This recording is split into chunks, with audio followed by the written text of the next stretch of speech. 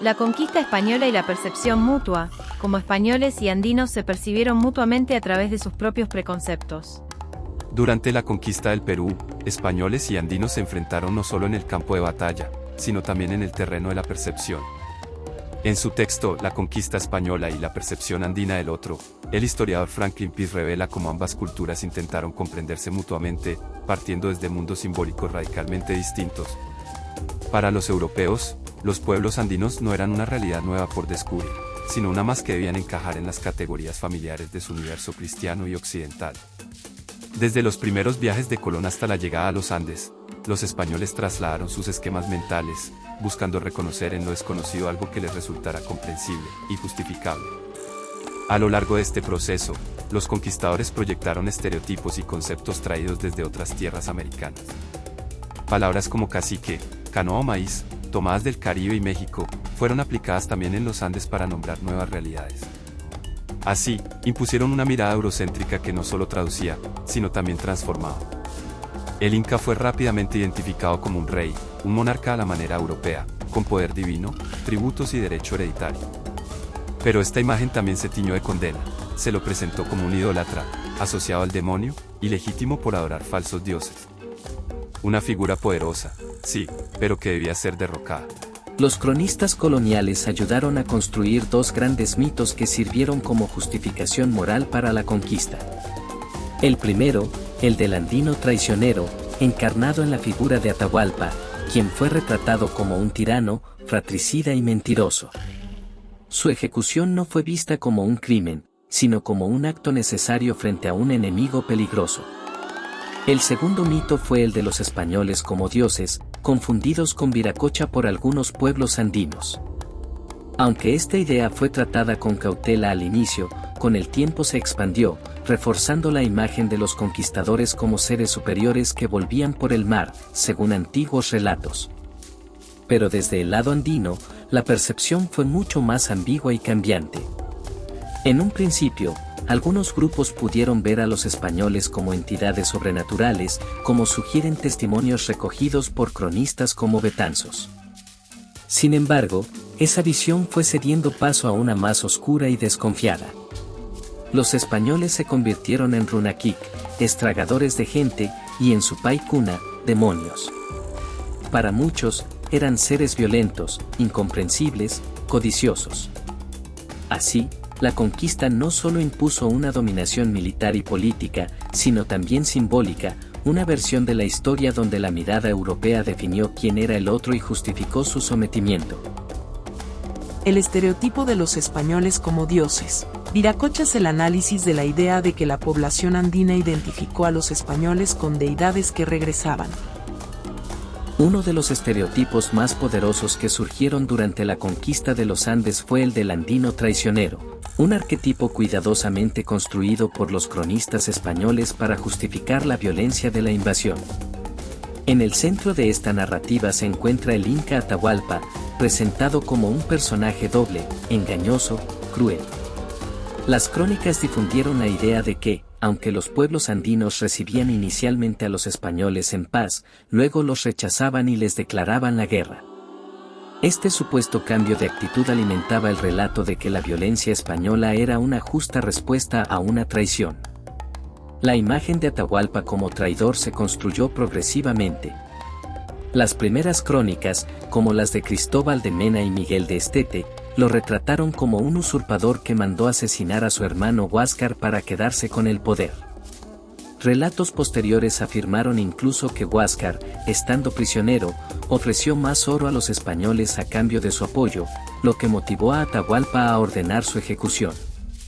Francisco de Cerez, secretario de Pizarro, fue más ambiguo, pero los textos que siguieron reforzaron la imagen de un líder despiadado, decidido a eliminar a todos los que pudieran disputarle el trono, incluidos sus propios hermanos. Crónicas posteriores, como las de Pedro de Cieza de León y Juan de Betanzos, ampliaron esta figura. Atahualpa ya no era solo un fratricida, sino también un manipulador astuto, que fingía emociones para engañar a los españoles y que torturaba a los partidarios de Huáscar. La muerte del señor natural fue el argumento principal para negarle legitimidad a Atahualpa, quien asesina a su propio hermano, argumentaban, no puede ser señor legítimo de su pueblo. Así, la traición ya no era solo una acción, sino una marca moral permanente. Era la justificación perfecta para la ejecución del Inca y la ocupación del territorio. Este estereotipo no era nuevo. La estructura del relato, una acogida pacífica seguida de una traición, ya estaba presente desde los escritos de Cristóbal Colón y se repitió desde las Antillas hasta México y los Andes. Su función era clara, convertir la conquista en una empresa moralmente defendible. La violencia no era presentada como conquista, sino como castigo. Atahualpa, convertido en símbolo del traidor andino, encarnaba todo lo que debía ser erradicado. Sin embargo, esta construcción contrastaba profundamente con la memoria andina posterior, donde Atahualpa fue recordado, en muchos casos, como víctima y héroe. Así, el relato de la traición sirvió no solo para legitimar la guerra, sino para imponer una lectura única de los hechos, la del vencedor. El estereotipo de los españoles como dioses. Viracochas. El análisis de la idea de que la población andina identificó a los españoles con deidades que regresaban. Uno de los relatos más persistentes de la conquista andina es la creencia de que los pueblos originarios confundieron a los conquistadores españoles con dioses que regresaban del mar. Esta idea, profundamente arraigada en los discursos coloniales, sostiene que los españoles fueron identificados con Viracocha, el mítico creador andino, descrito como un ser blanco y barbudo que había desaparecido en las aguas del océano con la promesa de algún día volver. Aunque los primeros cronistas de la década de 1530 se mostraban cautos en este tema, hacia la década de 1550 cronistas como Juan de Betanzos y Pedro Cieza de León consolidaron esta versión, que con el tiempo se generalizó y se convirtió en un pilar de la narrativa colonial. Juan de Betanzos, uno de los cronistas clave en este proceso, relata que mensajeros tayanes informaron a Atahualpa sobre la llegada de extraños hombres blancos y barbudos, montados en animales nunca antes vistos. Los llamaron Viracocha Cuna, o los dioses, aludiendo a la antigua leyenda del dios creador con Titi Viracocha que partió hacia el mar. Incluso se recuerda un episodio anterior de figuras similares que llegaron por mar a Paita. Betanzos presenta un diálogo que revela la confusión inicial, ¿eran estos forasteros dioses benévolos o demonios destructores? Algunos llegaron a llamarlos Supay Cuna, es decir, demonios. Este contraste ilustra cómo la percepción de los españoles fluctuaba entre lo sagrado y lo siniestro. Pedro Cieza de León también contribuyó a la consolidación del mito, reforzando la imagen de Viracocha como el hacedor del mundo y vinculando su figura con la de los conquistadores. Otros cronistas, como Sarmiento de Gamboa y Cristóbal de Molina, recogieron versiones similares en el Cusco, lo que sugiere una influencia directa de la tradición oral andina en la construcción del relato colonial.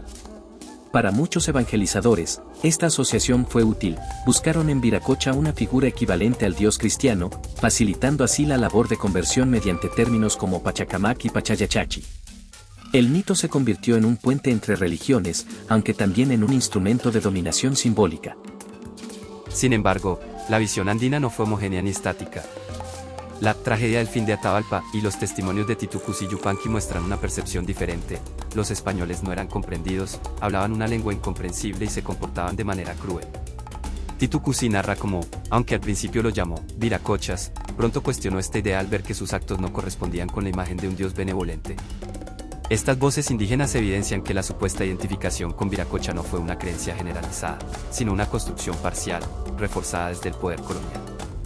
En definitiva, la imagen del español como dios retornado fue una narrativa útil para justificar la conquista, posicionando a los invasores como figuras sobrenaturales e inevitables. Esta visión, más que una realidad, parece haber sido una forma de violencia simbólica que moldeó la memoria colectiva y afectó incluso a autores indígenas como Guamampo. Aunque algunos andinos pudieron haber interpretado la llegada de los europeos desde un marco religioso propio, la idea de una aceptación pasiva e irreverente fue, en gran medida, una invención útil para los fines de evangelización y control. El mito de Viracocha, reinterpretado por los cronistas, sirvió no solo para traducir un dios andino en términos cristianos, sino también para revestir la conquista de una legitimidad sagrada. La violencia de la conquista y la imposición de una visión, como la imposición de estereotipos y una particular visión de la historia fueron también formas de violencia. La conquista de los Andes no solo se impuso por la fuerza de las armas. Según diversos textos históricos, fue también una empresa profundamente simbólica, donde los conquistadores utilizaron el poder de la narrativa para justificar su dominación. A través de discursos y representaciones, los españoles impusieron una visión eurocéntrica y cristianocéntrica que reconfiguró la historia andina bajo sus propios esquemas.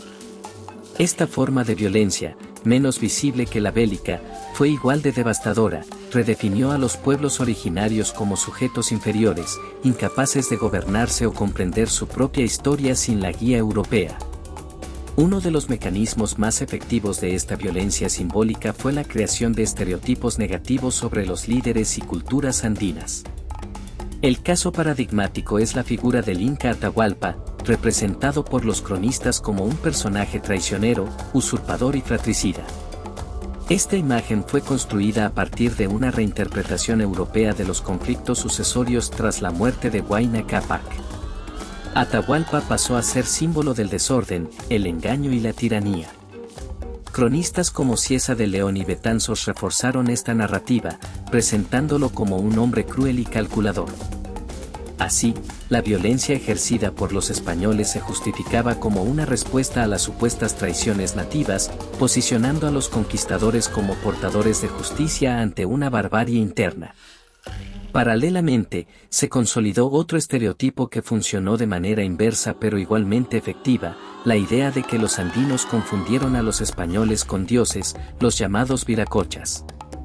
Esta narrativa, promovida por cronistas como Betanzos y Cieza de León, aseguraba que los indígenas creyeron que los conquistadores eran el regreso de la deidad viracocha y sus acompañantes. Según esta versión, su llegada desde el mar coincidía con la leyenda del retorno de este dios creador. Sin embargo, incluso los propios relatos de Betanzos contienen dudas, se debate si estos forasteros eran dioses benefactores o destructores de pueblos.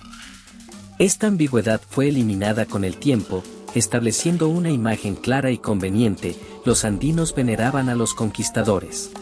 Esta representación no solo justificaba el poder español como algo providencial, sino que también construía la imagen de los indígenas como crédulos, pasivos y predispuestos a aceptar la dominación extranjera.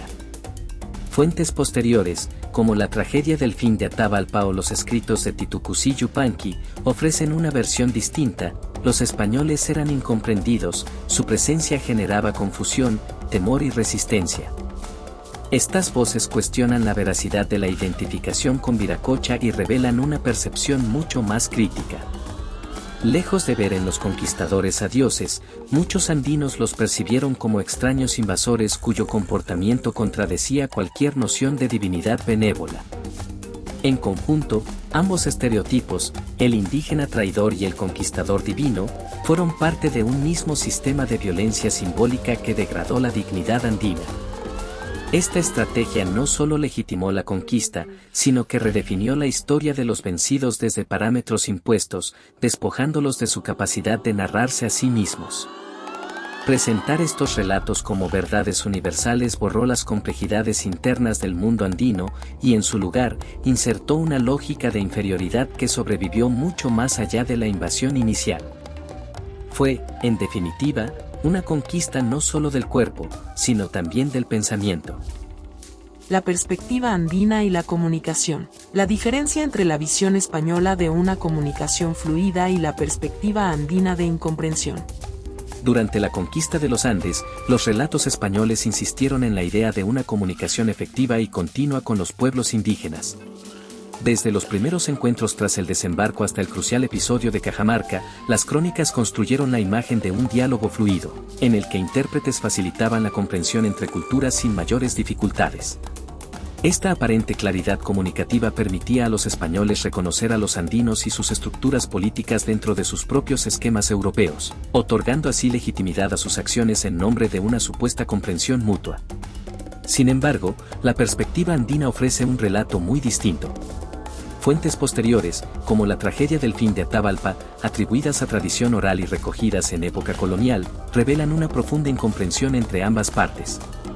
En una escena especialmente significativa, mientras los andinos conversan entre sí y con sus intérpretes, los conquistadores españoles observan sin entender, viendo solo el movimiento de labios. La escena se vuelve aún más elocuente cuando un mensajero del Inca expresa que no puede descifrar el atronador idioma del enemigo, una frase que evidencia el desconcierto ante un lenguaje extraño y ajeno. Esta discrepancia pone en duda la idea de un verdadero diálogo en los primeros contactos. Mientras los europeos proyectaban sus categorías, como la figura del rey para referirse al Inca, sobre el mundo andino, los pobladores locales enfrentaban una barrera no solo lingüística, sino cultural y conceptual. La imposibilidad de traducir con precisión no solo palabras, sino también sentidos, valores y estructuras de pensamiento, hace evidente que no se trataba simplemente de una dificultad idiomática, sino de una incomunicación más profunda. Además, el texto cuestiona la capacidad de los primeros intérpretes reclutados por los españoles. ¿Hasta qué punto podían comprender el español con suficiente profundidad como para traducir conceptos complejos, especialmente los del lenguaje jurídico o teológico que formaban parte del requerimiento? Este documento, cargado de nociones abstractas y autoritarias, difícilmente podría haber sido transmitido de forma clara a los oyentes andinos, menos aún comprendido plenamente en su gravedad. En definitiva, mientras las crónicas españolas suavizaban o ignoraban las dificultades del intercambio, presentando un diálogo que nunca fue tal, las fuentes andinas insisten en la experiencia de la incomprensión. Esta diferencia no es menor, refleja otra dimensión de la violencia simbólica ejercida durante la conquista. Al imponer una narrativa en la que los andinos supuestamente comprendían y aceptaban lo que ocurría, se anulaba su propia vivencia de desconcierto y ajenidad. Reconocer esta fractura comunicativa es también reconocer el silenciamiento de una voz que, desde el inicio, fue hablada por otros. La identificación del Dios creador andino con el Dios cristiano. Los intentos de los primeros evangelizadores por encontrar equivalentes entre las deidades andinas y el Dios cristiano. Durante los primeros años de la evangelización en los Andes, los misioneros cristianos se enfrentaron a un desafío crucial, como traducir la idea de un Dios creador en un contexto cultural completamente distinto. Con el deseo de hallar un punto de convergencia entre el cristianismo y las creencias andinas, muchos evangelizadores y cronistas intentaron identificar en las cosmovisiones locales una noción comparable al Dios bíblico. No obstante, mientras la tradición cristiana entendía la creación como un acto absoluto y divino, en los Andes predominaba una concepción más compleja, la del ordenamiento del mundo, una forma distinta de organizar el cosmos y sus relaciones. En esta búsqueda de equivalencias, los términos andinos Pachacama, Pachayachachi y especialmente Viracocha fueron empleados como traducciones iniciales de la palabra Dios. Estas decisiones lingüísticas reflejaban un intento de adaptar el mensaje cristiano a las categorías mentales de los pueblos originarios, aunque muchas veces implicaban una sobreinterpretación o una imposición conceptual. Viracocha, en particular, fue entendido como un hacedor, una figura que no solo dio forma al mundo, sino que también instauró su orden antes de desaparecer o retirarse. Cronistas como Juan de Betanzos y Cieza de León otorgaron un lugar central a este mito cusqueño, quizás influenciados por el deseo de mostrar que los andinos ya poseían una idea incipiente de divinidad. Betanzos relata cómo Viracocha y sus ayudantes crearon a los humanos luego de organizar el cielo y la tierra, estableciendo un paralelismo implícito con la creación del Génesis. Esta narrativa, sin embargo, se enmarca dentro de un esfuerzo por encontrar familiaridad donde tal vez existía alteridad, reinterpretando los relatos originarios desde claves cristianas. Las primeras cartillas bilingües elaboradas por los frailes de distintas órdenes también reflejaron este enfoque. En ellas, se utilizaban estos términos andinos para enseñar la doctrina cristiana. Sin embargo, los concilios de Lima más tarde ordenaron destruir estas cartillas, reemplazándolas por catecismos oficiales en quechua y aymara, impresos en 1584, que optaron por introducir el neologismo Dios directamente en las lenguas indígenas, abandonando así la estrategia de identificación. Esta decisión refleja un giro en la evangelización, de la adaptación inicial a una imposición más explícita del vocabulario y pensamiento cristiano. A pesar de estas modificaciones, la imagen de Viracocha como un dios blanco y barbudo persistió y se difundió ampliamente. Aunque Cieza de León inicialmente mostró reservas ante la idea de asociarlo con un apóstol cristiano, terminó por aceptar esa representación. Más adelante, Huamán Poma de Ayala reforzó esta imagen, describiendo al Inca Viracocha como un ser blanco y barbado, y afirmando su fe en otros viracochas que vendrían a gobernar el mundo. Esta figura híbrida, construida entre mito andino y proyección cristiana, se convirtió en un símbolo ambivalente, puente y fractura a la vez entre dos universos religiosos.